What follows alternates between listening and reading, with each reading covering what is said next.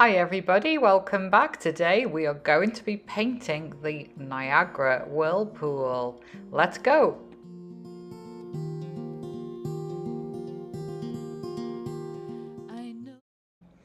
Hi everybody, so the first thing we're going to do is create a little thumbnail sketch. I don't like to spend too long on this, it's just a quick sketch, and this helps us ascertain our vanishing point. You can see I found the little point in the middle for my vanishing point, and then just establishing the shapes. Then I'm going to go over it with a little fine marker, Sharpie, just to define my basic shapes, and then I'm going to work out where the main shadows are going to go. The next thing I'm going to do is think about my colour palette. So here I'm kind of working out my colour palette and where things are going to go. I'm going to use purple, phthalo green, cerulean blue for the sky, and then I'm going to mix that in with my phthalo green and some yellow for my foliage. My usual black and raw umber, and then finally some white and unbleached titanium, which is kind of white. You can make it quite easily by putting a little bit of raw umber in it, and this just helps with those kind of sandy colours that you can see in the escarpment. The next thing I'm going to do is paint my canvas with cerulean blue. I'm going to make sure that I'm mirroring it top and bottom to start with, and I'm going to put white in the middle just to lighten it a little bit on the horizon line. The reason why I'm covering the whole canvas is just to give it a good base coat, and also all the other colours that I'm going to be using on top do have a cerulean blue base, so it means that I'll get some more opaqueness in the water, for instance, and in the shrubbery.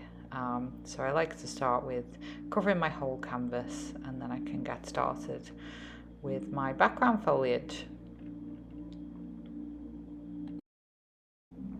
So here you can see I'm using actually one of those bead trays that has a lid to put my paints on. One of my students recommended this and it works out really well for me.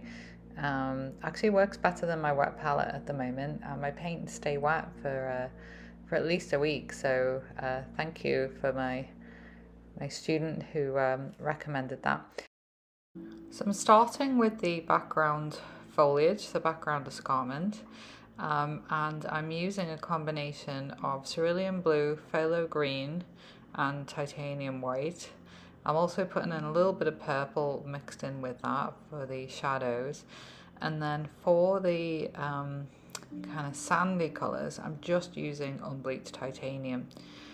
So I'm doing the second part of the escarpment in a slightly different way. So instead of doing the foliage first, I'm doing the sandy base colour first, because there's more of that sandy colour there with the and it's poking through the green. So put a little toupee on top of my escarpment with the green and purple mixture, and then I'm using for the water I'm using a colour called Deep Turquoise from the Windsor and Newton Galeria range, but you can easily make this. In fact, I did make it just to see if there was any difference in colour, and I managed to colour match it pretty much perfectly. So you can colour match it and make that deep turquoise by using cerulean blue and phthalo green, and it makes a beautiful deep turquoise.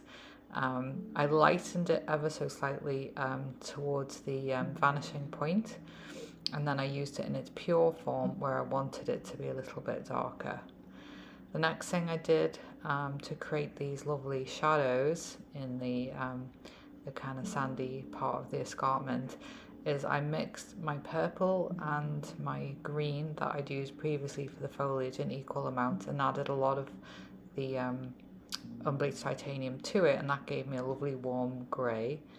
Here you can see I'm adding just pure titanium white for the foam of the water, and then I'm adding another layer of my deep turquoise just to add a few shadows. So that's about it for part one. Don't forget to watch part two, which will be posted very shortly. If you enjoyed this video, I would really appreciate it if you could subscribe and click the like button so you can be notified of future videos. I'll see you for the next part. Happy painting!